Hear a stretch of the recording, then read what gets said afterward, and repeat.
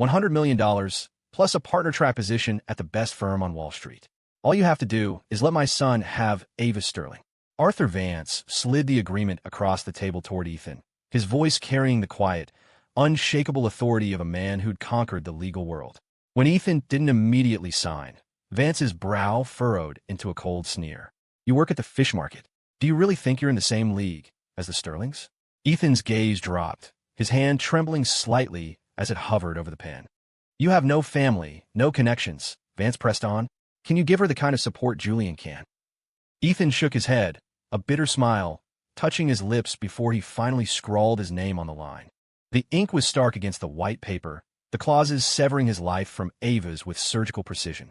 He walked out of the coffee shop into the glare of a New York afternoon. As he pulled out his phone to call an Uber, a notification popped up. It was already trending #1 on Twitter. Sterling and Vance unite. Billion-dollar project signals new power couple in NYC business world. The comments were a flood of congratulations. The Ice Queen CEO and the handsome law firm heir? I shipped this so hard. Ethan's grip tightened on his phone. A tear hit the cracked screen, his heart a tangled mess. He had to leave. An orphan who smelled of fish and ice had no place beside a woman like Ava Sterling. They were from different universes. He stared at his phone's wallpaper, a photo of him and Ava, smiling. His mind flashed back to the bitter winter when he was 18. A new neighbor had moved into the apartment next to his in the rundown basement of a Queens walk-up. She had an air of grace, a delicate beauty that was completely at odds with the damp, shadowed hallway. He recognized her instantly. Ava Sterling. In his sophomore year of high school, when he'd been accused of stealing class funds, she was the one who cleared his name and quietly replaced the money herself. After they were placed in different classes the next year, he'd studied relentlessly, driven by the singular goal of closing the distance between them. But before he could get his own acceptance letter, the news had broken. Her parents' private jet had crashed. Both dead. Sterling Industries, bankrupt. That night, returning from his shift at the Fulton Fish Market, he'd smelled the acrid scent of charcoal, smoke seeping from her apartment. A cold dread seized him, and he kicked down her flimsy, rotting door. He was 6'2", and she felt like nothing as he carried her through the sub-zero night to the nearest hospital. When she woke up, breathing weakly through an oxygen mask, her voice was a rasp. Why? He had looked straight at her. Because you have to be alive to have hope. He knew what it was to be abandoned by parents, bullied by classmates, harassed by strangers. Saving Ava was like saving a part of himself he thought he'd lost. Don't do this again, he'd vowed, his fists clenched. I can work. I'll get you through school. Ava's eyes had filled with tears. He'd managed to smile. Fordham Law is expensive. You got into Columbia. You're the better investment. And so, they had built a life together in a 100-square-foot room. He worked the front desk at a hotel in the dead of night, hauled crates at the fish market at dawn, and stocked shelves at a bodega in the evenings. But Ava's quiet concern was the only balm he ever needed. She tutored rich kids on the side just to buy him a decent suit. She would kneel by his chaotic stall, her delicate hands helping him scale fish. She would gently rub ointment on his chilblains when the cold bit too deep. He had wanted those simple, happy days to last forever. Then she'd clawed her way back, rebuilding her family's empire until she was at the top of New York's elite. He sat in a corner at the press conference for her company's IPO, watching her command a room in a stunning gown, surrounded by fawning investors and socialites. He tugged at the collar of his shirt. He'd used the cologne she'd bought him, but he could still smell the fish on his skin. That night, Ava announced that Julian Vance would be her new chief counsel. Julian was a legacy at Columbia, the son of a legal titan. The tie clip he wore probably cost more than everything Ethan owned. On stage, Julian gallantly lifted the train of her gown. They stood side by side, a perfect picture. It looked less like a press conference and more like their engagement party. After a celebratory dance, the lights dimmed for a moment. In the sudden darkness, Ethan frantically searched for her. When the lights came back up, he saw them. Ava and Julian, locked in an intimate kiss. Ethan sat in their tiny apartment that night and drank a whole case of cheap beer. But the alcohol couldn't numb the pain. The woman who once gave him a soda can pull tab as a promise ring, who handed over every dollar of her scholarship money, who cried with guilt when he got sick. She had never truly been part of his world. He remembered her promise. Ethan, I'm going to give you a good life. And she had. He wasn't cold or hungry anymore. But the one thing he needed was the one thing she wouldn't give. Love. If she wouldn't give it, he wouldn't take it. Leaving her was the only choice. His phone buzzed, pulling him from his thoughts. You finally picked up. Ava's voice was cool and crisp, a low, magnetic murmur that felt like she was whispering in his ear. "We're having a celebratory dinner for the company tonight. I'd be happy if you came." A familiar ache tightened in his chest. He was about to refuse, but she spoke again, as if reading his mind. "I want you to be there." Her tone held a rare, soft plea, the same one she'd used when she was 19 and had just landed her first major deal. She'd wrapped her arms around his waist and said, "I want you to have an easier life." Ethan managed a quiet, "Okay." He decided to be selfish, just this once. "Can you come pick me up?" A long silence stretched over the line. "I'm sorry," she said finally. "I have to go get Julian. He was the real hero on this project, after all." The knuckles of the hand holding his phone turned white. He hadn't expected anything, yet the pain was sharp and unavoidable. He went home and changed into his best clothes, but standing in the center of the glittering, opulent ballroom, he felt a profound sense of inadequacy. Julian arrived with Ava on his arm, looking sharp and dazzling in a black bespoke suit. The cut and fabric made Ethan's own suit look like a cheap knockoff. He turned to leave, but a voice stopped him. "Mr. Cole, so glad you could make it." Julian smiled. "Ava said you're a bit shy, not used to these kinds of events. I insisted you come." Ethan looked at Ava, his hands clenching into fists in his pockets. So, she hadn't wanted him here. She remained as cool and distant as ever, not even sparing him a glance. "You must be hungry, Mr. Cole." Julian shook his hand with practiced ease and led him toward the buffet. "I heard you work in the seafood industry. I had the chef prepare something special I thought you might appreciate." Ethan stared at the display of extravagant seafood, things he could never afford. "I don't know much about this stuff," he said, shaking his head. "Don't be modest." Julian handed him a blini topped with caviar. "You've taken such good care of Ava. I've been wanting to thank you." Ethan instinctively looked to Ava, but she just gave a slight nod of approval. In the ensuing awkward exchange, the caviar spilled all over Ethan's jacket. Ava's brow furrowed, and she draped her custom-made, $1 million shawl over his shoulders. "Oh, I'm so sorry," Julian exclaimed. "Let me take Mr. Cole to get cleaned up." Ethan tried to refuse, but then he saw Ava nod. "Julian, thank you. That would be a great help." Defeated, he followed Julian to the elevator. The moment the doors closed, Julian's polite facade vanished, replaced by a cold sneer. "I thought you had some pride," he said, looking down his nose at Ethan. "Turns out you're just another sellout from a fish market." Ethan watched the floor numbers climb, saying nothing. Julian eyed him suspiciously. "You're not thinking of backing out of our deal, are you?" Ethan met his gaze, his lips a thin line. "Don't worry. Suddenly, boom! The elevator plunged. The cable screamed as Ethan was thrown violently against the wall. He heard Julian shouting, but a torrent of blood gushed from his forehead, blurring his vision. A white-hot pain tore through him, twisting his insides into knots. Just before he lost consciousness, he thought he heard Ava's voice, frantic and terrified. "Ava," he whispered, instinctively reaching out. "Help me." But then he heard the rescuer's grim assessment. "Ms. Sterling, we've got limited resources down here. We can only bring one up at a time. We need a decision now."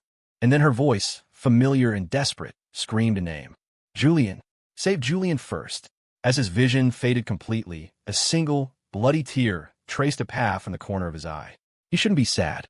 Ava had found someone more important to protect, and now he could finally leave. When Ethan woke up, the hospital room was empty. A fresh bandage was wrapped around his head. The wound was deep, and blood was already seeping through the gauze. The steady beep of the heart monitor felt like a hammer against his skull. "Hey, take it easy," a nurse said, bustling in to change his dressing.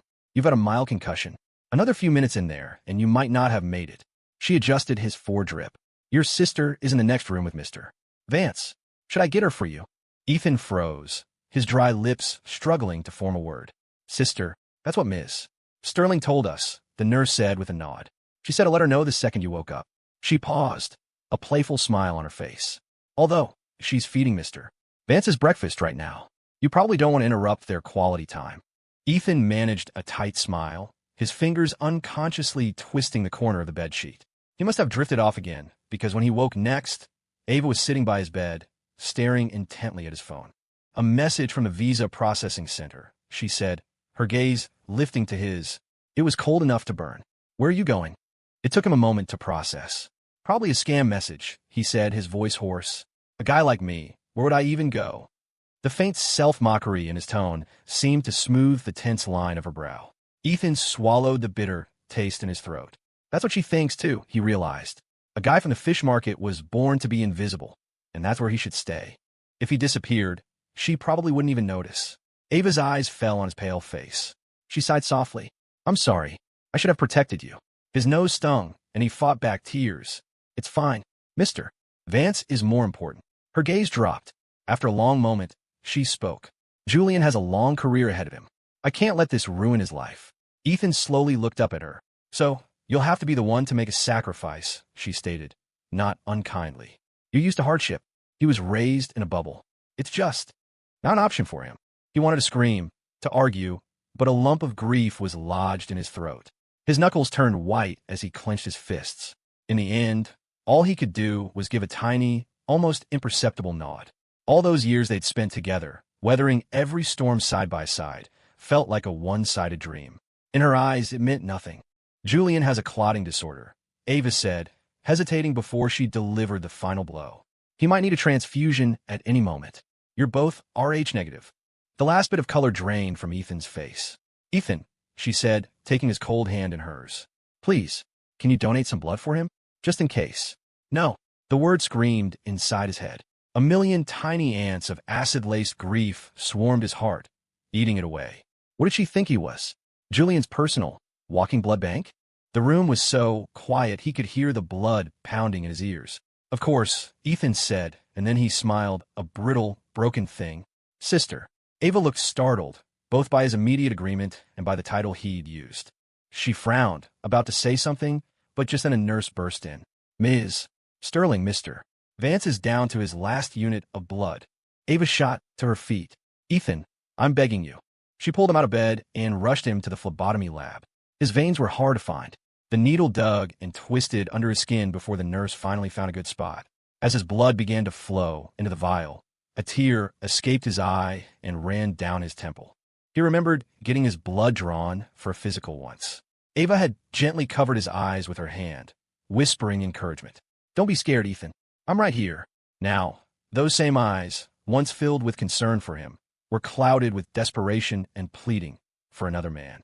After 7 vials, Ethan's arm was a canvas of purple and blue.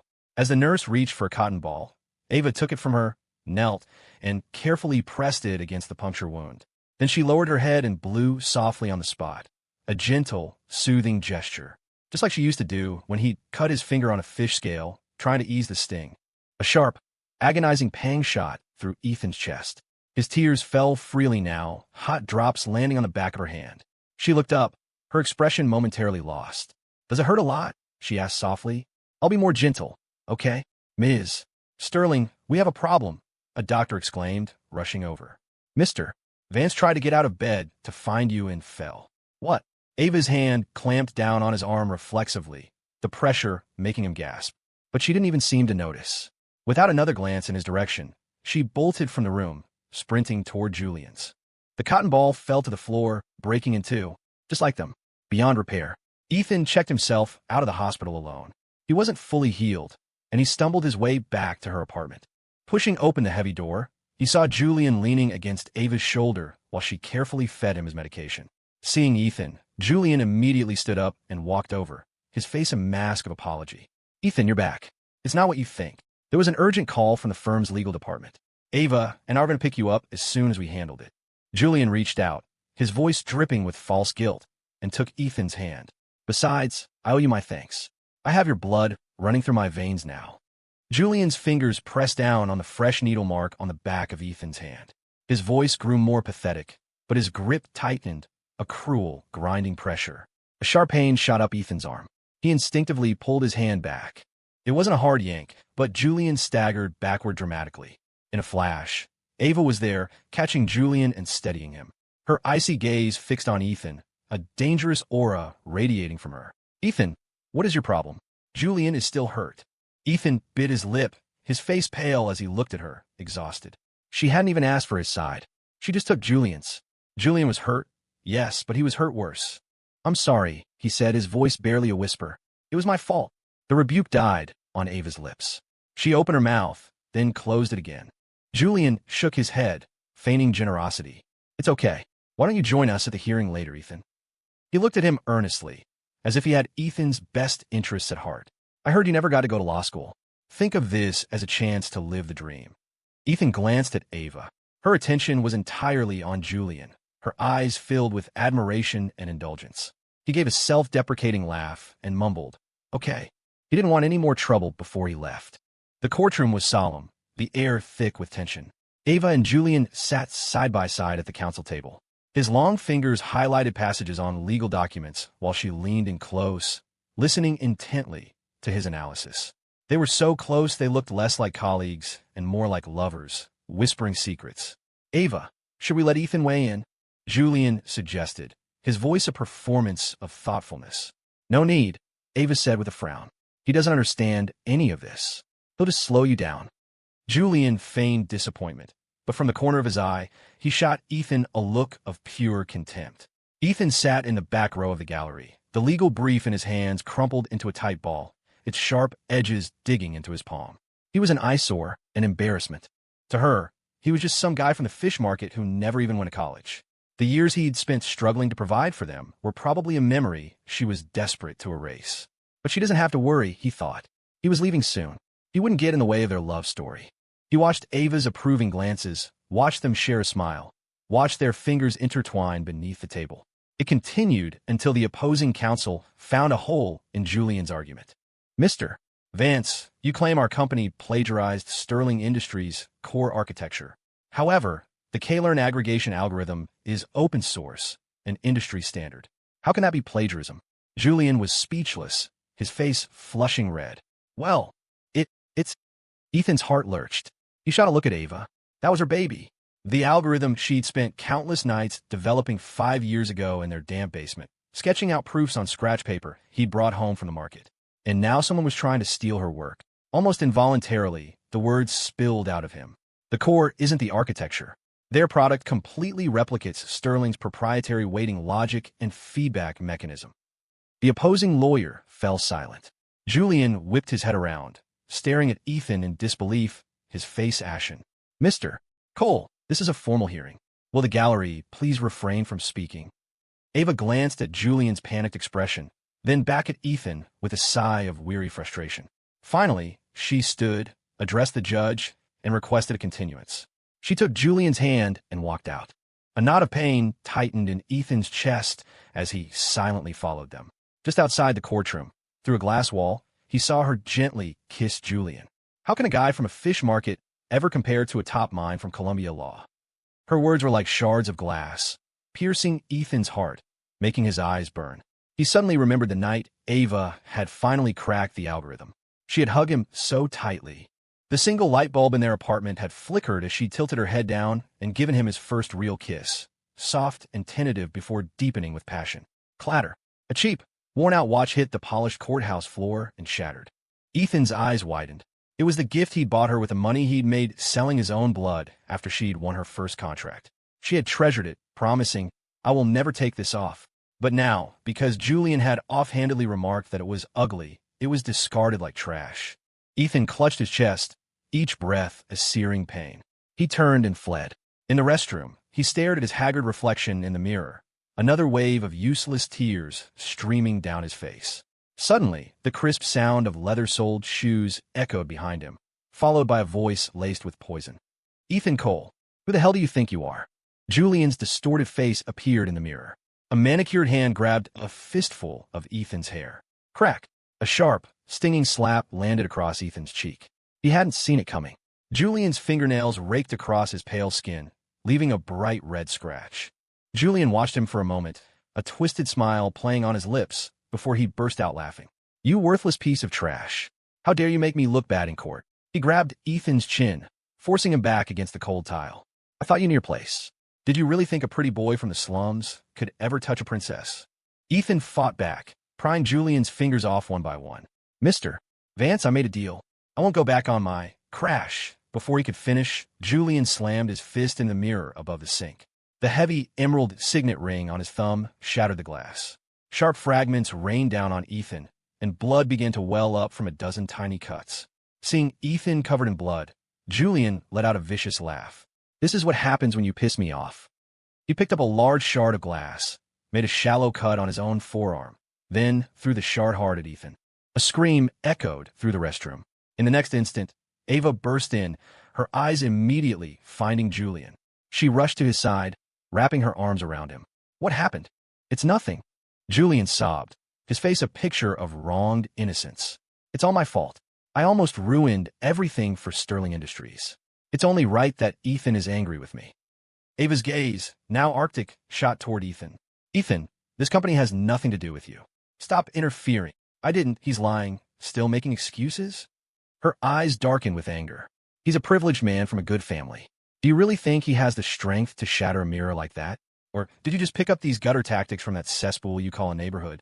She helped Julian to his feet, gave Ethan one last withering look, and stormed out. Ethan stood frozen, his eyes fixed on the thin line of blood on Julian's arm, then down at the deep, crisscrossing cuts on his own body. A laugh escaped his lips, a broken, hollow sound. The salty tears stung his wounds, the pain so intense it felt like he was being torn apart. He remembered a time he'd been delivering food in a downpour to make extra money. He'd crashed his bike, shredding the skin on his knee. It was Ava's tears that had fallen on that wound. She had whispered a promise. Ethan, I swear I'll make it big, and you'll never have to suffer like this again. Well, Ava had made it big, and his suffering had never ended. The woman who was always so calm and collected now trampled him into the dirt again and again, all for Julian. Mr. Cole, Ms.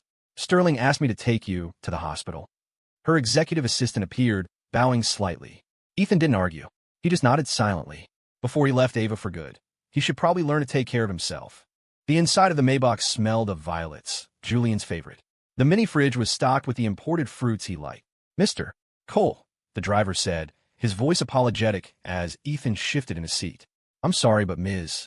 Sterling had these cashmere floor mats custom-made for Mr. Vance. Could you please be careful not to get them dirty? Ethan's face went white. He awkwardly pulled his still-bleeding legs closer to his body. Lying on the hospital bed, he stared blankly at the ceiling. The girl who had once swallowed her pride to stand beside his market stall and shout out prices for him. The girl who had been his entire world, now thought he was dirty. He buried his face in the pillow, hiding the tears that soaked the thin fabric. The door creaked open. Ava walked in holding a bouquet of flowers, which she placed on the nightstand. Then she pulled a small paper bag of warm, roasted chestnuts from her coat and pressed it into his hand. The steam clouded his vision. From that place you like, she said, breaking the silence. See if they still taste the same. Ethan didn't answer. His voice was a raw whisper. At the hearing, I wasn't trying to interrupt. I just didn't want to see all your hard work go to waste. He choked back a sob. And I didn't hurt Julian. I swear. Even if he was leaving, he wanted to leave with a clear conscience. I know, Ava said. Suddenly, she wrapped her arms around him in a gentle hug. I know all of it. Ethan froze. Just let Julian have this one, she murmured against his hair, and with those words his sentence was passed. He's used to being spoiled. He needs to be coddled. Even when he's wrong, no one dares to tell him. Ethan, just be the bigger person. Ethan bit down on his lip so hard he tasted blood. How much bigger did he have to be? Did she want him to give up his life for her satisfaction? Ava. He whispered her name like a prayer. The roasted chestnuts. Does Julian get them too? She paused for a second, then slowly shook her head. They're full of artificial sweeteners. Julian doesn't eat junk food like that. The hot chestnuts burned his fingertips, raising a blister, but Ethan didn't feel it. She peeled one, about to offer it to him. Mr. Cole, I came to apologize. Julian stood in the doorway, his eyes wet with tears. I wasn't prepared enough for the hearing. I let Sterling Industries down. He opened a velvet box in his hands. Inside was a pair of diamond earrings, glittering with a fire that screamed their 7-figure price tag. A token of my apology, he said, his eyes red as he approached. Let me help you put them on. Ethan started to refuse, but he heard Ava's low voice. Don't disrespect Julian's gesture. The next second, a sharp pain shot through his earlobe. The silver post tore through flesh and cartilage, and a thin trickle of blood ran down his neck. Julian gasped. Mr. Cole, I had no idea you didn't have your ears pierced. Ethan clutched his ear, his face impassive as he shook his head. It's okay. Ava's brow furrowed. She started to move toward him to check the wound, but he turned away. Mr. Vance's arm is bleeding again, he said softly. Her attention snapped instantly to Julian's arm, where a small amount of blood was seeping through his bandage. Her face filled with concern. In the end, she took Julian's hand and let him out to get it redressed. Ethan looked at the blisters on his hand and emotionlessly pressed down until they popped. On the day of his discharge, Ava came to pick him up. The car had just pulled up to her sleek, modern villa when Julian called. "Ava, don't forget about the alumni mixer tonight. You should bring Mr. Cole along. It'll be a good way for him to relax." Without even asking for his opinion, Ava immediately turned the car around.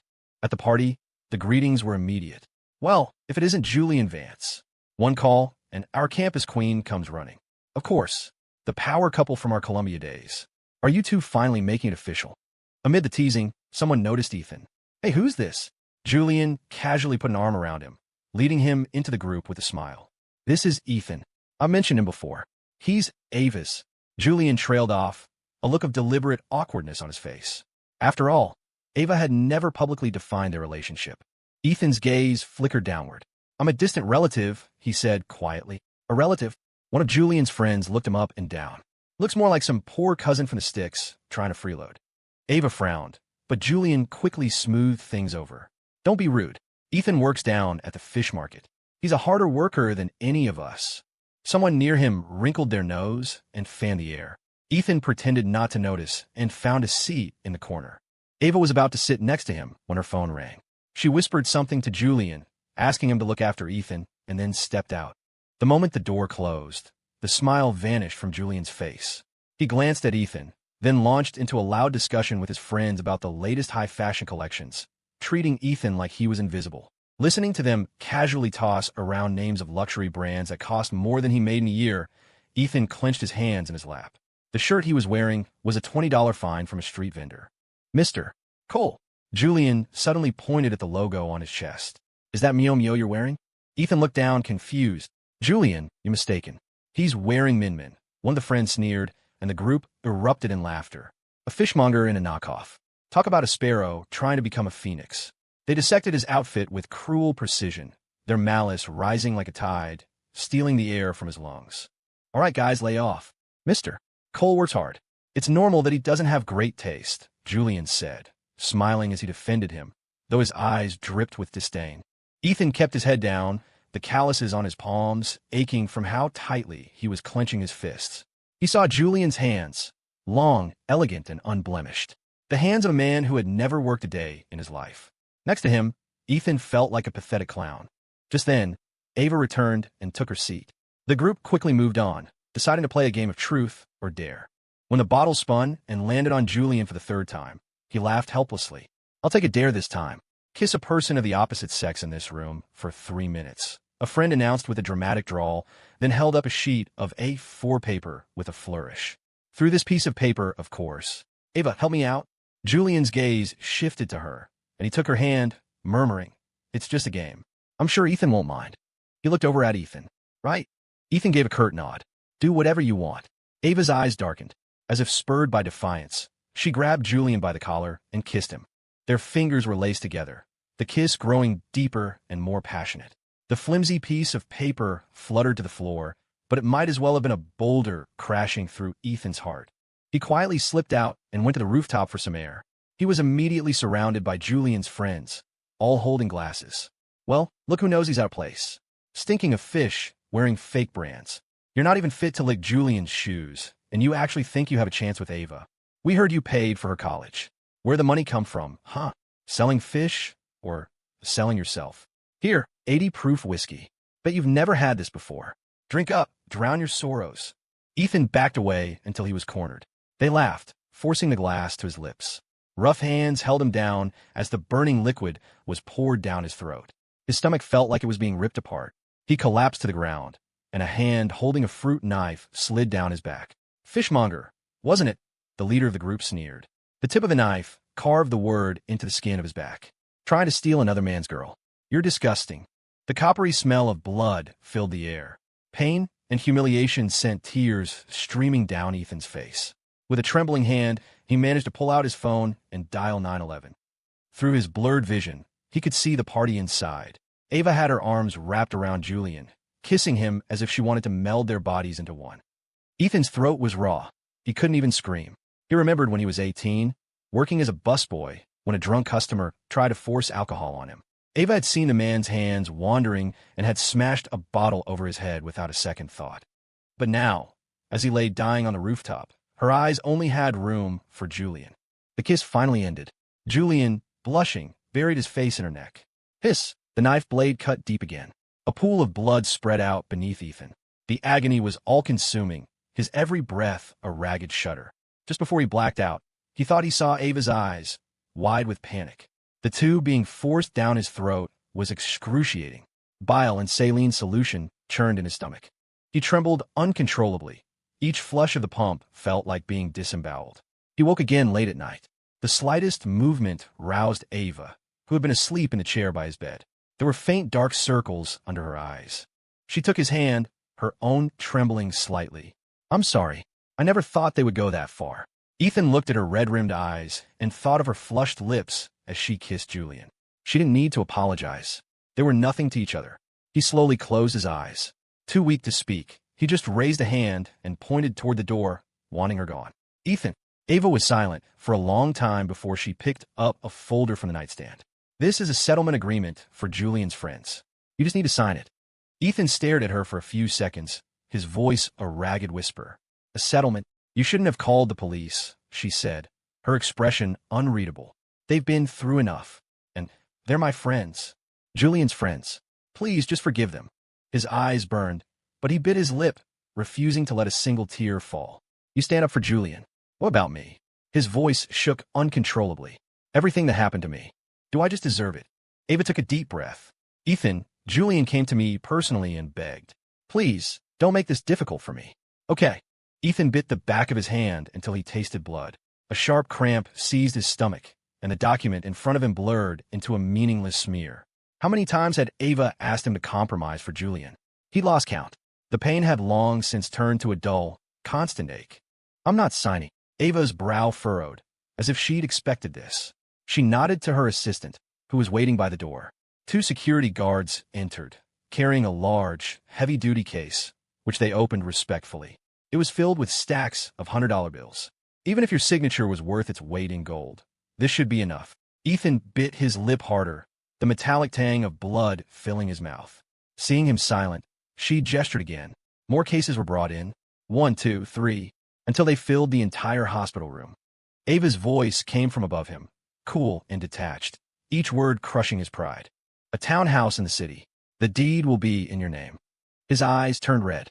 He remembered them huddled under a single blanket in their basement apartment. A Porsche and 911. "Here are the keys." He clenched his fists, remembering riding his beat-up bicycle with her on the back, laughing as they circled the park. "Any position you want at Sterling Industries. Your choice." He bit through his lip, remembering how she'd worked 3 jobs just to buy him a pair of knee pads for his delivery shifts. "I'll sign," he said, his voice so raw it cracked. "Ava Sterling, this is the last time. This is the very last time I do anything for you." She opened her mouth, but nothing came out. It was as if she couldn't see the profound sorrow in his eyes. Her silence was the final nail in the coffin of their 8-year relationship. The girl who had clumsily knitted him a scarf, whose ears would turn bright red from the cold as she waited to walk him home. That girl was gone, separated from him by an impassable gulf. He was a burden, a loose end, but never, ever her partner or her love. After that day, Mr. Vance paid him a visit. "Ethan, here's your passport and visa paperwork." He tossed a manila envelope onto the hospital bed, his eyes dark. "Making a scene like that. Were you trying to cause trouble for Julian?" Ethan shook his head calmly. "I've already signed the settlement. Mr. Vance won't be inconvenienced." He paused. "Don't worry. I'll be gone soon. I'll make room for your son." "Mr. Vance snorted. "At least you know your place." After he left, tears finally spilled from Ethan's eyes, soaking into the envelope and creating dark, round stains. The spots dried quickly, disappearing as if they'd never been there. Just like his relationship with Ava, it meant nothing. She wouldn't care if he left. He was a witness to her lowest point, a memory she was surely desperate to forget. Ava had promised to pick him up from the hospital, but Ethan waited by the curb for a long time, until a fine drizzle began to fall, and still, she didn't appear. His phone screen lit up with a text from Julian. "Hey, Ethan, I forgot my umbrella, so Ava came to get me first. You'll have to wait a bit longer." The cute emoji at the end only underscored the smug tone. He walked for a long, long time in the rain, his eyes so swollen he couldn't cry anymore. What was there to be sad about? He'd known all along. Ava's care, her affection, it all belonged to Julian now. When he finally got back to the villa, he saw Ava gently blow-drying Julian's hair. She looked so tender, Soaked to the bone, Ethan walked past them toward his room to change. "Ethan," she called out, her face a mask of surprise. "I told you to wait for me to pick you up." But he was done waiting. He was leaving. He was done waiting for a love that would never be his. Ethan turned back calmly. "The rain wasn't heavy. I used to work my stall in worse." Ava frowned and started to explain. "Julian didn't have an umbrella. His immune system is weak. I was worried he'd get sick. Don't overthink it." But he had no right, no standing to overthink anything. Ethan just grunted in response and brushed past them. "Mr. Cole." Julian stopped him. "Ava and I are attending an auction tonight. Would you like to come?" Before Ava could say a word, Ethan curved his lips into a faint smile. "Thank you for the kind offer, but I'm not used to that sort of thing. I'd only embarrass myself. I hope you two have a wonderful time." As he walked away, Ava's knuckles whitened where her hands were clenched at her sides. Ethan had already packed. He had purged his life of everything related to Ava, leaving only the small, matching keychain she had tied to his apartment key herself. His phone buzzed. A news alert. Sterling Industries was redeveloping the old neighborhood where they used to live. Their basement apartment was about to be demolished. His hand, hanging at his side, trembled and clenched into a fist. He pulled the keychain off the ring and threw it in the trash. Then he walked to the front door and deleted his fingerprints and facial scan from the security system. For 8 years, Ethan had loved the girl with everything he had.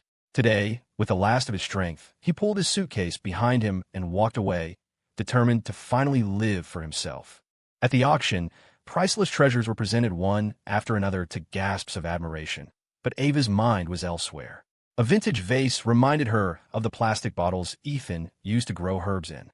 A glass bracelet made her think of the jasmine flower chain he had once woven for her wrist. Every item seemed to pull up a memory of their life together. "Ava, what's wrong?" Julian asked, waving a hand in front of her face. "I've said your name 3 times now. It's nothing." Her eyes cleared instantly, and she forced a smile. "See anything you like? I'll buy it for you." "Pleased." Julian forgot her strange behavior and nodded happily. Ava lowered her gaze, but snapped back up when the next item was presented. Her eyes widened. It was the white jade pendant, the only thing Ethan had with him when he was found as a baby at the orphanage. That year, someone had called her the Sterling family's curse, the one who'd killed her own parents. She had beaten the person so badly they ended up in the hospital.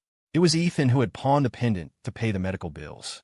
Without hesitation, Ava started bidding, driving the price up until everyone else dropped out. Julian looked at her, his face alight with joy. "Ava, is that for me?" "No," she said, clutching the cool jade in her hand. "It's for Ethan."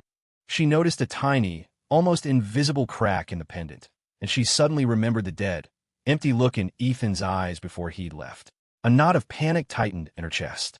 She turned to Julian. "I'm sorry, I can't do dinner tonight." With that, she stood up and strode out of the auction house, leaving a bewildered Julian in her wake. He frowned, annoyed. No one had ever walked out on him like that. It wasn't until he confirmed with his father that Ethan had truly left that he relaxed. As long as Ava wasn't a fool, she had to know he was the better choice.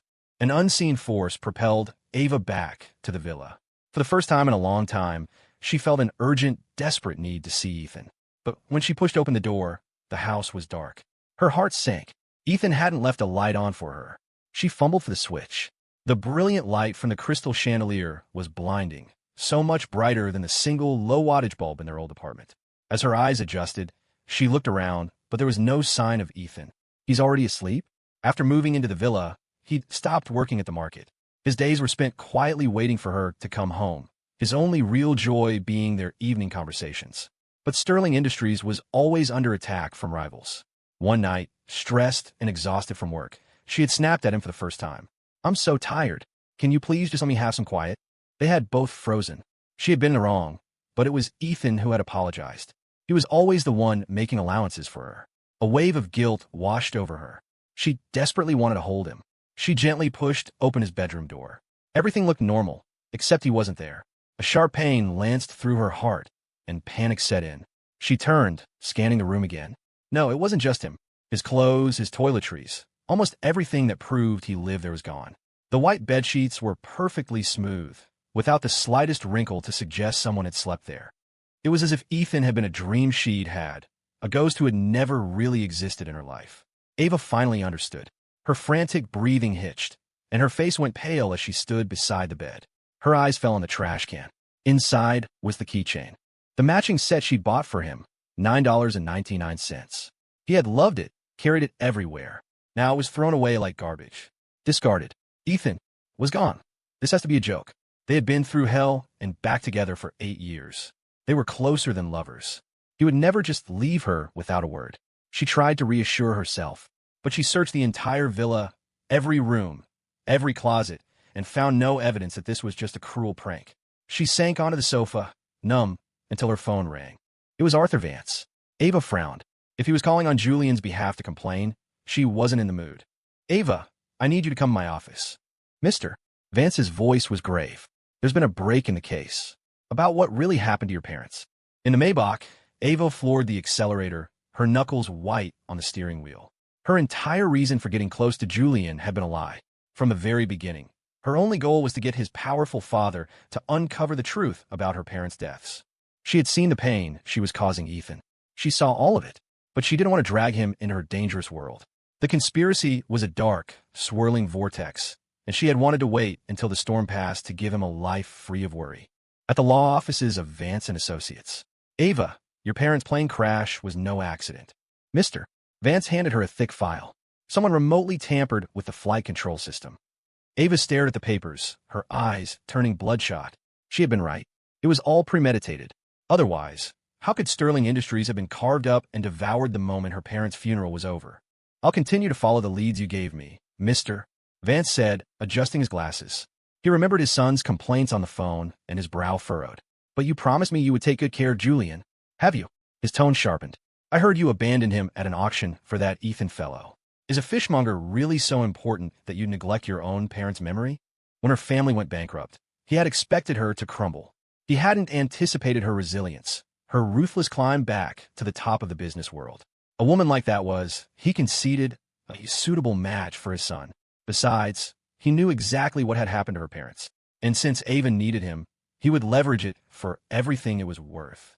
The veiled threat in his voice made Ava's hands clench into fists. If Mr. Vance hadn't been the only lawyer in the city brave enough to handle her family's legal fallout back then, she would never have tolerated this. Seeing her silent and subdued, Mr. Vance smirked. He was right. Her feelings for Ethan ran deep. But what did it matter? His power and influence were more than enough to clear any obstacle for his son. It was Ethan's own fault for getting in the way, for not being born into the right family. "Ethan is gone, Mr. Vance said, casually tapping a gold-plated pen on his desk. "He left yesterday." In that instant, Ava's composure shattered. Her voice trembled. "No, that's not possible. How would you know? Did you drive him away?" "Mr. Vance saw the panic in her eyes and scoffed. "He wanted to leave on his own. I simply facilitated it." "Impossible." Her knuckles were white where she gripped the edge of his desk, her eyes wild. "He wouldn't." Her fierce, almost feral glare startled him. He frowned, annoyed. She had given Ethan money and a way out. Since the boy had accepted, he clearly didn't value Ava as much as she thought. Why was she deluding herself over a man so easily bought? Thinking this, he cleared his throat and said as much. Ava froze, as if turned to stone. A throbbing pain started in her temples, and a low ringing filled her ears. She slammed her fist on the desk. She didn't even feel the skin split over her knuckles as she ground out the words, "You're lying." "You force him out." "Mr. Vance's face hardened. He was done explaining. He clapped his hands, and his assistants brought in several large cases. "He asked me to return these to you when I saw him at the hospital. Now, do you believe me?" Her gaze fell on the familiar cases. Everything she had given Ethan as compensation, he had returned. He hadn't taken a single thing. The color drained from her face. "Being in love with a fishmonger is a stain on your reputation, Mr. Vance continued. "Be smart, stay with Julian, and I can forget this ever happened." Ava's voice was hoarse. "Ethan is my family. That won't interfere with my taking care of Julian." "Family, Mr. Vance laughed. "A man and a woman living together? Don't insult my intelligence. We all know what it was." He leaned forward. "I heard you were planning to redevelop that old neighborhood you used to live in. Weren't you trying to erase that part of your life? Weren't you disgusted by the memory of being powerless, of being held back by someone like him?" Their old apartment, like a jolt of electricity, a thought struck her. Ava's eyes widened. She didn't remember running out of the law firm, only the desperate race to get there. She arrived just in time to hear the roar of a bulldozer. The basement apartment she had shared with Ethan was crushed, flattened into rubble in an instant. Staring at the ruins, Ava's world collapsed with it. She stood there, stunned, until someone tapped her shoulder. She turned slowly. It was her old landlord. "Ava, my dear, it's been so long," he said warmly. "Ethan came by yesterday with his suitcase. I thought you two were finally going on a honeymoon." The landlord smiled wistfully. "You two have certainly earned it. He stood by you through all those hard times. You'd better treat him right." He recounted stories of their struggles, his voice a gentle murmur. Ava stared at the ground, her eyes vacant. It wasn't until a tear escaped and traced a path down her cheek that she snapped back to reality. She forced a smile and said her goodbyes. Back in her car, she called Ethan's number 100 times, sent 1,000 messages. It went straight to voicemail, or the messages were blocked. No response. Through the car window, amidst the dust and debris, she thought she saw him, sweaty and smiling, walking toward her with a bag of takeout, bragging about a good day at the market. "Ava, I had a few big customers today. You said you wanted to study abroad." Her hands clenched into fists. She whispered his name over and over, but there was no answer. She slammed her fist against the steering wheel. The blare of the horn was a cruel sound, dragging her back to reality. There was no more denying it. Ethan had really, truly left her. Empty wine bottles lay scattered around the edges of the plush carpet. The rain outside was relentless, a steady drumming that amplified the hollowness inside Ava. No one would have believed that the famously composed, iron-willed titan of the business world could be found like this, sprawled on a sofa, hair a mess, the faint redness in her eyes the only evidence of a night spent in a drunken stupor. It was the first time she had ever missed a board meeting. Since rebuilding her company, she had worked herself to the bone, driven by the singular goal of avenging her parents. Now, the tightly wound spring inside her, the one that had kept her going for years, had finally snapped. Without Ethan, did any of it even matter? She felt lost, confused. She pressed her hand hard against her chest, her fingertips turning white. Ever since Ethan had come to live with her, the most common question she'd been asked was, "Who is he?" To the nurses, he was her brother. To her classmates, a distant relative. To her, he was the man who had saved her life. He was everything to her, except her lover. "Ava, do you love me?" He'd asked her once on her birthday, his head buried in her neck, his voice soft with wine and a rare vulnerability. She had opened her mouth, but the words wouldn't come. Cowardice and a pathetic sense of pride made her lie to herself. It wasn't love, she'd reasoned. It was gratitude. "I love you," she whispered now to the empty room, the words 8 years too late. "I love you so much." She could finally see her own heart clearly, but there was no one left to hear her. The room was so silent that her own choked sob sounded like a scream. When Julian found her, she was swirling a glass of red wine, trying to drown her thoughts in alcohol. "Ava, why weren't you at the office today?" he asked, his tone petulant as he took the glass from her hand. He sounded annoyed, but his eyes were filled with concern.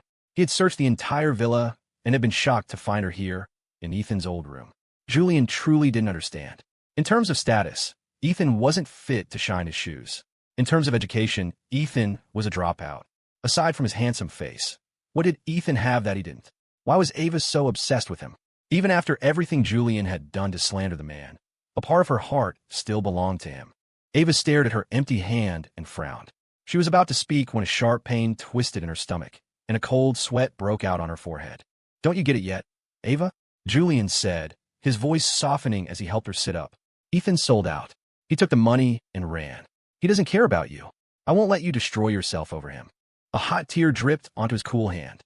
The pain of being abandoned by Ethan radiated through her entire body. Almost without thinking, she swayed and collapsed into his arms. His scent, a heavy, unfamiliar cologne, filled her senses. For a disorienting moment, she thought of Ethan's clean, simple scent, the one that had always made her feel safe. They were so close. The sudden intimacy made Julian blush. "Ava, what does this mean?" he stammered, his hands hovering awkwardly around her waist. Ava was silent for a moment. In her drunken haze, Julian's face seemed to blur, to momentarily become Ethan's. She heard her own voice, clear and steady. "What about you? Are you willing to marry me?" The words were out before Ava could stop them. She regretted them instantly. It was a petulant, childish challenge. She was just trying to prove to herself that she could survive without Ethan. If he could walk away without a second glance, she could move on just as easily. She was about to take it back, to blame it on the wine, to tell Julian not to take her seriously. But he nodded so fast, it was almost comical, as if terrified she would change her mind. "Yes, Marrying you is all I've ever wanted. The dim light cast a rosy glow on his face. He tried to look composed, but his ears were bright red. Ava opened her mouth, then closed it again. What was there to say? Wasn't this the most logical outcome? Their families were a perfect match. The Vances could help her get justice for her parents and provide stability for her company. Marriage, as she had been taught since birth, was a transaction. A marriage to Julian would be one of respect and convenience. Civilized. Empty. But a marriage to Ethan.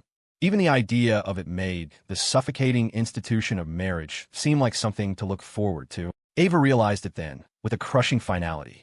Over the last 8 years, while she had been fighting her way back from ruin, Ethan had become the one irreplaceable part of her life. The moment he got home, Julian shared the news with his father. Mr.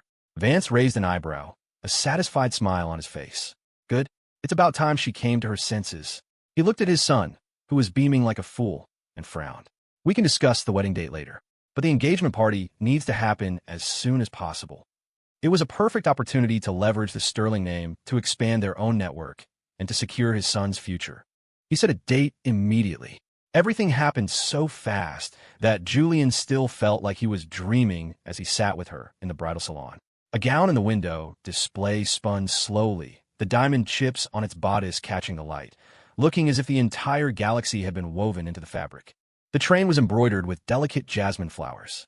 Ava felt an unconscious smile touch her lips, imagining Ethan's face when he saw her in it. If she wore this on their wedding day, she knew he would cry. The curtain of the fitting room was pulled back with a swish, snapping her out of her daydream.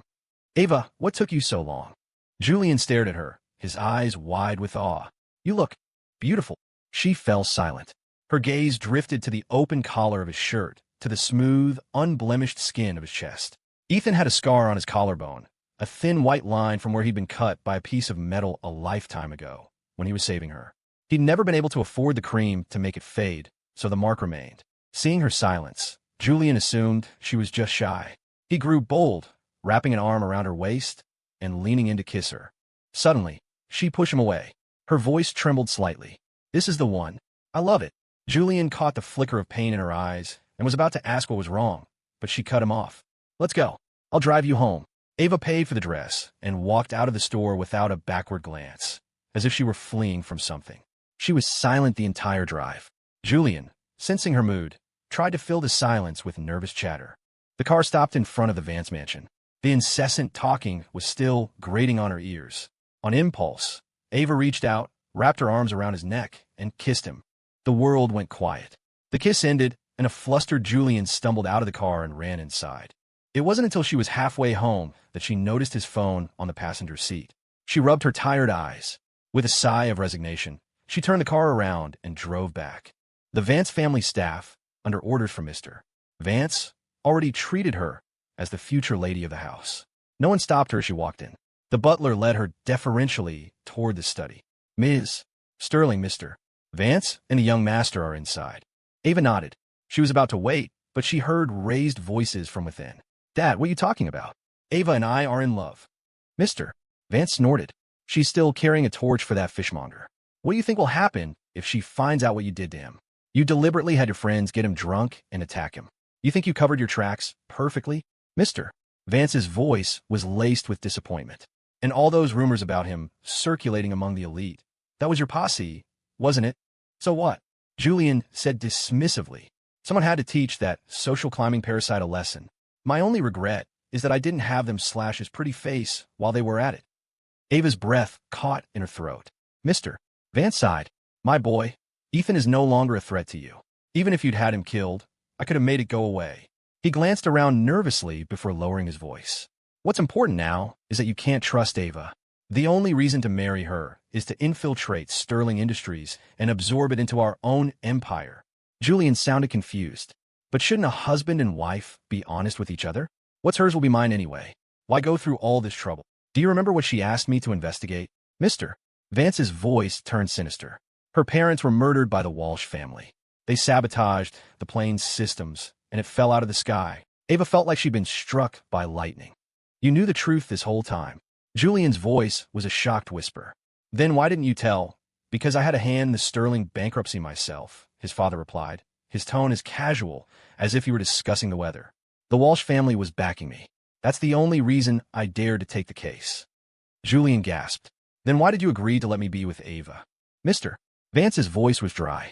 Who could have predicted she'd make such a comeback? Besides, the Walshes have been losing their influence for years. I can't bet everything on a losing horse. Since she came to me for help, I decided to play along, lead her around like a dog on a leash. He then gave his final instruction. Get her pregnant as soon as possible. The Sterling name still carries weight. This is our chance to secure the Vance family's future. After a long pause, Julian whispered a single word. Okay. That one soft word was the final straw. The truth she had been desperately seeking for years was nothing but a cruel joke. In her moment of utter devastation, she instinctively reached out to her side, where she would always find Ethan's hand. But this time, there was only empty air. Her hand knocked over a vase. It shattered on the floor. From inside the study, Mr. Vance's sharp voice called out, "Who's there?" Ava closed her eyes, turned, and walked back downstairs. She handed the phone to the butler. "Tell them I was never here," she said, and left. Back in her dark, empty villa, Ava stood by the window, smoking one cigarette after another. The conversation she'd overheard replayed in her mind.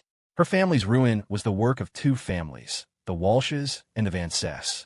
And she, like a fool, had asked one of the murderers to help her find justice, and had almost married his son. Her Ethan, who had never hurt a soul, had been systematically tormented and framed by Julian. They had pushed him to the edge, backed him into a corner with no escape. Ava's fingers grew cold, her eyes shimmering with unshed tears. Ethan had loved her, and in return, she had forced him to bow, to break, to sacrifice everything, until he finally walked away. The Vances had destroyed her, and yet she had given Julian all of her protection and favor. The burning cigarette singed her fingers. A red welt appeared on her skin. It took her a long moment to even feel the pain. She dropped the cigarette and crushed it under her heel. Finally, she was certain of what was in her heart. There was only one person she had ever wanted to marry, one person she could ever call her husband, Ethan. As for the monsters who had destroyed her family 8 years ago, she would deal with them. She would burn them to the ground. And then, with the ashes cleared, she would go to Ethan and ask him to be hers. Ava collected herself. She picked up her phone and dialed Mr. Vance. Her voice was as calm and steady as ever. "Mr. Vance, I'd like to move the engagement party up." The engagement party for the Sterling and Vance families was an affair of breathtaking extravagance. Towers of champagne glasses sparkled. The red carpet was the color of pigeon's blood, and crystal vases overflowed with fragrant white jasmine. The fairy tale setting had captured the attention of New York's entire social elite. Everyone was certain that Ava Sterling was madly in love with Julian Vance. No one knew that every detail of the party, the flowers, the music, the very air of it, was a tribute to Ethan's long-forgotten wishes. Ava stood on the rooftop terrace, watching the guests mingle below, her face devoid of any bridal joy. She would make it up to Ethan. She would give him a wedding grander and more heartfelt than he could ever imagine. But first, she had to make the people who had hurt them pay. "Ms. Sterling, we've recovered the black box from the plane crash." Her assistant respectfully handed her a drive containing the audio file, followed by another folder. "And here is the other evidence you requested." On the recording, through the roar of the wind, her parents' voices were broken and frantic. But even through the static, Ava could hear their terror. "We've lost control. It was the Walshes, wasn't it? Damn it, all systems are failing. Ava, what will happen to Ava? She's just a child, how can she?" The recording cut off with the sound of impact, leaving only a haunting silence, and her parents' last words hanging in the air. "Ava, Mommy and Daddy love you. You have to live." Thud. The audio player fell from her hand. Ava swayed on her feet, a hollowed-out shell of a person. The Walshes and the Vances. They had destroyed her life. Downstairs, in a private reception room, Julian stood proudly beside his father, greeting guests. "That must be the legal prodigy. He's even more handsome in person," a guest whispered. "He and Ms. Sterling make a perfect couple. A match made in heaven." "I'm so jealous," another chimed in. "And he's the chief counsel at her company. A true power couple. Ms. Sterling is a lucky woman." Julian tried to hide his smile, but his pleased expression was obvious. Mr. Vance's eyes crinkled in satisfaction. This had been the right move. Using the Sterling name as a stepping stone, the Vance family would finally ascend to the highest echelons of power. "Look, it's Ms. Sterling." All eyes turned to the striking figure descending the grand staircase. Ava radiated an aura of cool authority. The 8 years of hardship hadn't broken her. They had forged her into a leader with an edge of tempered steel. Julian walked toward her, his face alight with joy, reaching for her hand. "Ava, I've been waiting for you." But Ava's expression was glacial. She took a deliberate step back, avoiding his touch. Julian's smile froze, his hand left hanging awkwardly in the air. "Thank you all for coming," she said, her voice clear and carrying across the silent room. Her gaze swept over the crowd. "I'm afraid I have to cancel today's engagement party." Julian whipped his head around to stare at her. "Because the Vance family, along with the Walsh family," Ava announced, her eyes like chips of ice, "are the people who murdered my parents." The room fell so quiet you could hear a pin drop. Julian was stunned, frozen in place. "Ava, what? What are you talking about?" She gave a cold smile and pressed a button.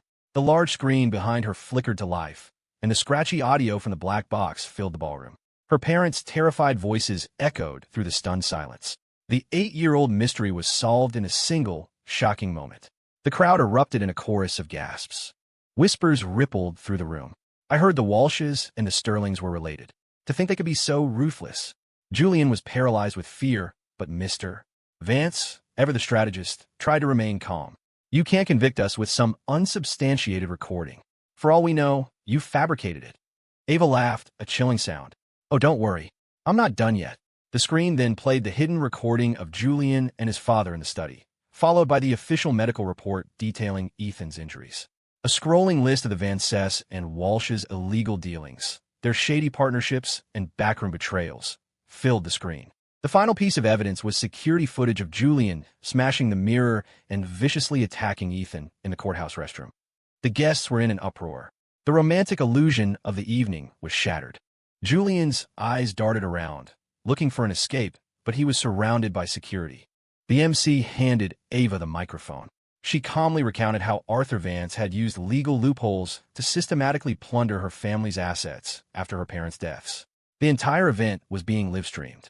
She walked toward the camera, her face a mask of pain. "The only man I will ever call my husband," she said, her voice ringing with conviction, "is Ethan Cole." "Mr.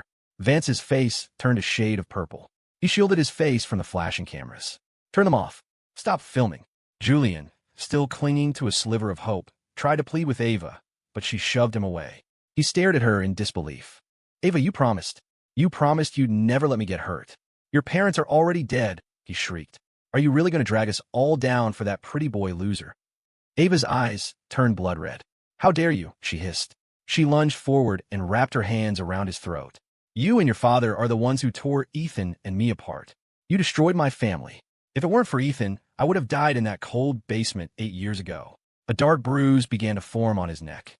Just before he passed out, she let go in disgust, letting him slump to the floor. Dealing with him herself would only dirty her hands. Seeing the mountain of evidence against him, Mr. Vance dropped all pretense and began to sob. "Ava, my dear, it was a moment of weakness. The Walshes forced me. I had no choice." The Walsh family members in attendance looked at him in shock. One of them stormed forward and slapped him across the face. "You lying bastard. You were the greedy one. I'll kill you." The two families descended into a chaotic brawl. Ava watched the grotesque spectacle, a profound sadness in her eyes. 8 years ago, they had taken her parents. 8 years later, they had taken her love. "Ava Sterling," she thought, "you are a complete and utter fool." Police officers swarmed into the ballroom and slapped handcuffs on the brawling men. "Ms. Sterling has provided us with a comprehensive file of evidence. You're all coming with us." Julian, still dazed, was so terrified by the sight of the police that he lost control of his bladder. He scrambled toward Ava on his knees, his face a pathetic, blubbering mess. "Ava, please let me go. I'll stay away from Ethan. I swear. Forgive me, please. I don't want to go to jail." She looked down at him, her eyes narrowed. "You want leniency? Ethan already forgave your friends. Who am I to forgive you on his behalf?" She leaned in closer. "You and your father can rot in prison, and you can spend the rest of your miserable lives repenting to my parents and to Ethan." Julian collapsed into a whimpering heap, but as the police dragged him away, he threw his head back and let out a wild, crazed laugh. "Ava Sterling, Ethan should hate you more than anyone. I hope you spend the rest of your life alone, and I hope he never, ever forgives you." The farce was over. The guests dispersed. Ava was left alone in the vast, silent ballroom, decorated for a love that was lost. The exhaustion was overwhelming, But the regret was a monster that would not let her sleep. She covered her face with her hands and whispered his name over and over. Ethan, I don't care if you hate me. Anything would be better than this silence, this void, where she couldn't even beg for his forgiveness. Ethan and Ava's reunion was as dramatic as their separation. It took him 3 years to claw his way up the ladder at a prestigious Wall Street law firm. The day he was made senior associate, his boss handed him a new file. Ethan, your familiarity with U.S.-China business law makes you the perfect fit for this. It's our first major cross-border M&A deal. If you pull this off, a promotion and a serious raise are practically guaranteed. Holding the thick binder, Ethan felt a flicker of hesitation instead of excitement. But I'm still relatively new here. Beneath his tailored suit, his heart hammered against his ribs. He knew this was a golden opportunity, but a part of him wanted to refuse it. When he had first arrived in the States, he'd known no one. Fueled by a desperate need to escape his past, he had put himself through law school and passed the bar. He'd started at the firm making coffee and was now trusted with major cases. He had survived not just seasons, but years of sleepless nights spent hunched over textbooks. It wasn't until he won his first case that he felt the return of the confidence he had lost so long ago. He realized then what a fool he'd been to tear up his acceptance letter to Fordham Law, all for Ava. Since then, he had seized every opportunity. But today, he wanted to run. He shook off the feeling and untied the string on the manila envelope. When the words Sterling Industries leaped out at him, his heart gave a painful throb, even though he'd been half expecting it. Our client is Sterling. That's right, his boss confirmed. The one and only, which is why you need to be on your A game. He noticed the apprehension in Ethan's eyes and clapped him on the shoulder reassuringly. Relax. I know the CEO has a reputation for being ruthless, but I've also heard she spent years looking for her first love. A woman that devoted can't be all that difficult to work with. Hearing Ava's name felt like a dispatch from another lifetime. The news of her bombshell engagement party had made waves even overseas. He had heard her declaration, "The only man I will ever call my husband is Ethan Cole," and it had sent a traitorous tremor through him. But in the years since, he had faced every hardship alone. He'd taken himself to the ER, cooked his own meals, and doubled over in pain from stomach cramps with no one to help. He had learned a hard lesson. Ava Sterling was a memory, a scar from his youth, and nothing more. Ethan lowered his head, the words of refusal dying on his lips. "Okay," he said finally. "I'll take the case." This was work. There was no room for personal feelings. Besides, he owed Ava nothing. He had no reason to be afraid of her. On the flight back to New York, he didn't sleep. He watched the sky shift from a canopy of stars to the first light of dawn. Steeling himself, he opened the transaction file for the 9th time. In the boardroom, Ava was already waiting. Since Ethan had left, insomnia had become her constant companion. But today, she had woken even earlier than usual. The fatigue in her deep-set eyes was the result of countless nights spent trying to numb herself with work. The moment Ethan walked into the room, her composure wavered. A tremor went through her hand, and she instinctively rubbed her eyes, sure she was hallucinating. But then he put on a professional smile and extended his hand. "Good morning, Ms. Sterling." Ava stared for a few seconds before taking his hand, feeling the familiar shape of his fingers. "Ethan, I don't want to waste your time. Let's get right to it," he said, pulling his hand back firmly. He didn't give her another look. He walked her through the case analysis, the antitrust review, the closing conditions. Listening to the stream of expert terminology coming from him, watching this confident, brilliant man, Ava felt a familiar ache spread through her chest. Her eyes began to burn, and she looked down, terrified he would see the love and regret she had been hiding for so long. In the 3 years they'd been apart, Ava had imagined their reunion thousands of times. She wanted to hold him, to scream at him for leaving her without a word. But now that he was actually here, she couldn't even meet his eyes. She knew she had no right. For 8 years, he had been by her side without a title, without any claim on her. He had been with her when she had nothing. And what had she done? She had let him be humiliated, had pushed him away for Julian, had trampled on his love. She had wasted 8 years of his life. She hated herself for it, but she couldn't let him go. He was a part of her she couldn't live without. "Ms. Sterling," her assistant whispered. "Mr. Cole is finished. Do you have anything to add?" At his name, Ethan instinctively looked up, and his gaze collided with hers. "If Ms. Sterling is not satisfied with the proposal, we have alternative strategies," he said, his voice all business. His professional tone was a knife to her heart. After a long, tense silence, just as Ethan was sure the deal was dead, she shook her head.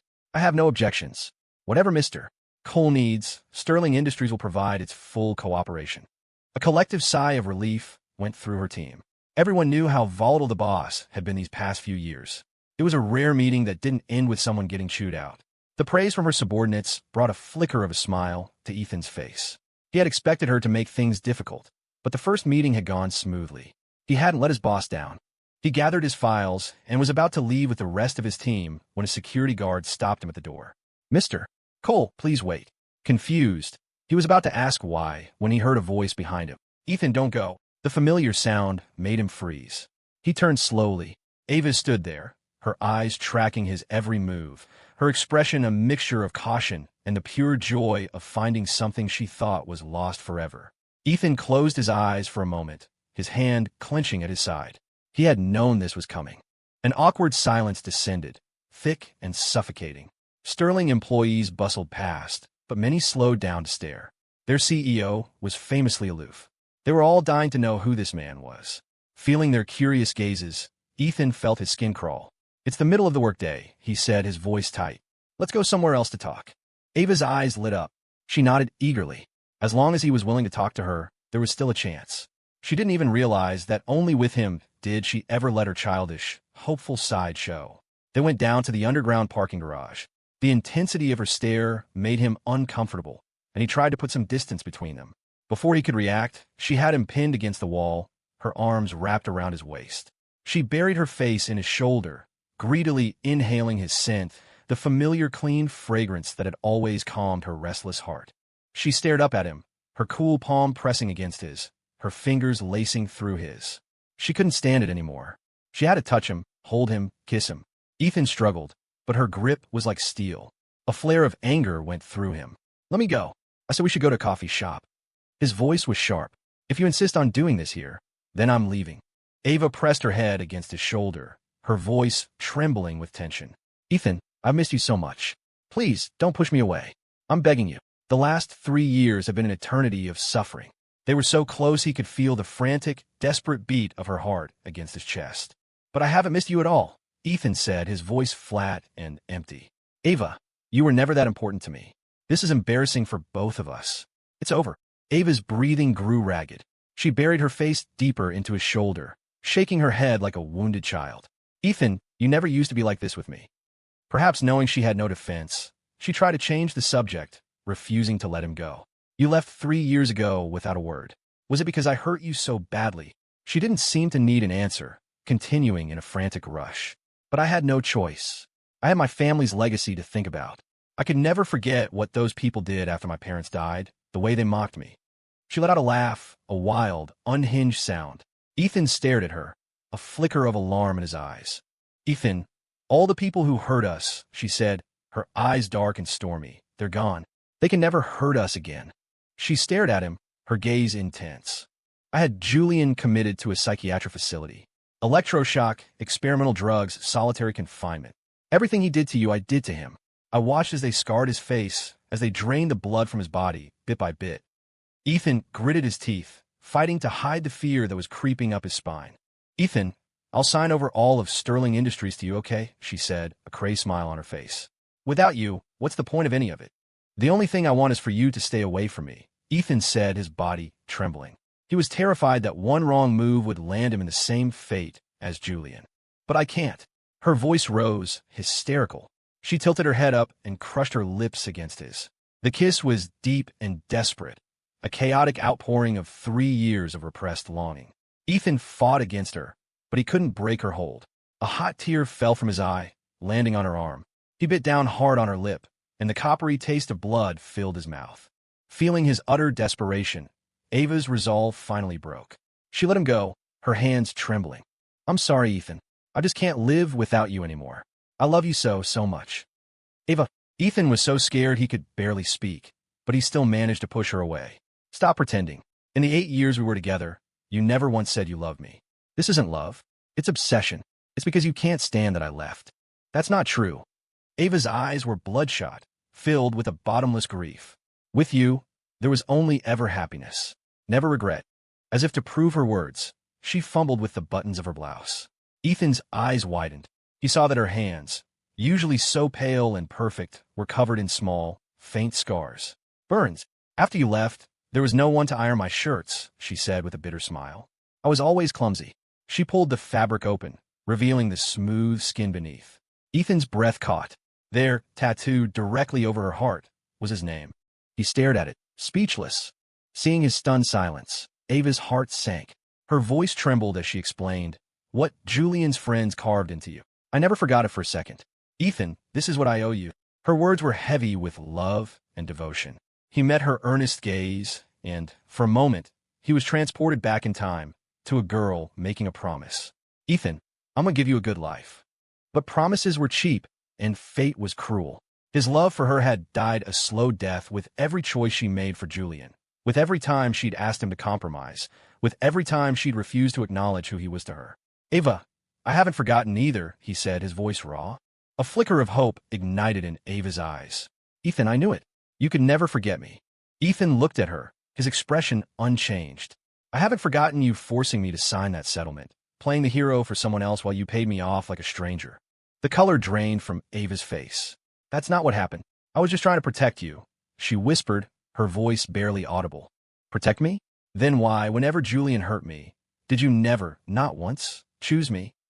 Ava froze, speechless. She had never even considered it that way. "Because deep down, you're more class-conscious than anyone. The fact that you were supported by a guy from the fish market, that's probably the memory you hate the most, isn't it?" He continued, his voice laced with a bitter irony. "I wasn't good enough for you, so you never said you loved me. I wasn't good enough, so I was always the one you were willing to sacrifice." Ethan almost laughed, but as the sound escaped, tears followed. 14 years. He had known her for 14 years, but it felt like he was only just seeing her for the first time. In high school, she had been his savior, descending like an angel to protect his fragile teenage pride. His youth had been so bleak that he had willingly sacrificed his own future for that small taste of kindness, just to make her life a little easier. He had loved her so much that he had accepted everything. But for what? "You know, you and Julian are actually a perfect match," he said, the tremor in his voice finally breaking through. "You're both selfish, manipulative monsters. One of you is arrogant and obsessed with status. The other is cruel and pathologically dishonest." He took a deep, shuddering breath. "Ava, I have never been ashamed of where I come from. Every dollar I've ever earned was earned honestly." He gave a cold, dismissive smile. "I'm doing just fine without you, so you can keep your love. I don't want it." After a long, crushing silence, Ava looked up at him, her eyes filled with a desperate pain. "Ethan, can't you just give me one more chance?" "No," he said, his voice like ice. "There is no us anymore." He turned to leave. Seeing her still following him, he stopped and looked back at the broken woman before him. "Stay away from me, Ava. The sight of you makes me sick." As he walked away, he heard a ragged, tearing sob behind him. Ava had collapsed against the wall, her body racked with a grief so profound it sounded like she was being ripped apart. Ethan didn't feel a thing. He just walked faster, but he couldn't stop the tears streaming down his own face. The next morning, Ethan sat in a taxi on his way to the airport, his eyes closed. He just checked his luggage when a voice came over the airport intercom. "Ladies and gentlemen, due to an unforeseen security situation, the airport is now on lockdown. We apologize for the inconvenience." A wave of frustration and anger swept through the terminal.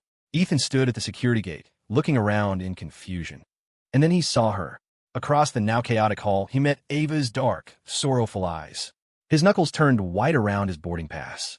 He knew, with a sickening certainty, that this was her doing. "It's okay, Ethan," she said, walking toward him, her gaze unervingly calm. "If you won't give me a chance, I'll just have to create one myself." A sense of dread washed over him. "What are you going to?" Before he could finish, Ava shrugged off her blazer. Strapped around her waist was a bomb. "Come with me, and we both live," she said, her eyes frighteningly calm. "Stay and everyone dies." Ethan stared at her in horror. "Ava, this is an airport, not your personal playground. I knew you were a good man, Ethan." A strange smile touched her lips. "I would never want to put you in such a difficult position." She pressed a small remote into his hand. "There are 3 buttons, red, yellow, and blue. Only one of them will pause the bomb. Everyone's life, including mine, is in your hands now." Her intention was clear. She was holding the entire airport hostage to make him stay. She didn't even care about her own life. Ethan's eyes widened. "You're insane. I won't do it." He raised the remote, intending to throw it. "If you throw it," she said with a soft laugh, "it will detonate immediately." He stared at her, his shoulders trembling with rage and fear. "Ava," he said, his voice low and dangerous. "Let everyone else go. Just you and me." Something in his words seemed to please her. She gave a slight nod to her assistant. Passengers and airport staff scrambled for the exits, a stampede of terror. Soon, the vast terminal was eerily silent. He looked at her, his face set with a grim resolve. He took a deep breath. He pressed the red button. The countdown timer on the device immediately sped up. 00:29:59. 24 minutes and 36 seconds. Ava smiled, a fond, wistful expression on her face. She was remembering the time Ethan had dressed up as a groom in a haunted house attraction. The red of his costume had been so vibrant. She had caught the bouquet he'd tossed and had thought he was the most handsome man in the world. He pressed the yellow button. The timer cut in half. 12 minutes and 13 seconds. Ava's lips trembled. She was remembering walking with him through a field of golden tulips, his large hand completely enveloping hers. Ethan's fingers were shaking, but his voice was steady. "Let me go." He pressed the blue button. The timer went to 0. Midnight. A single tear slid from the corner of Ava's eye.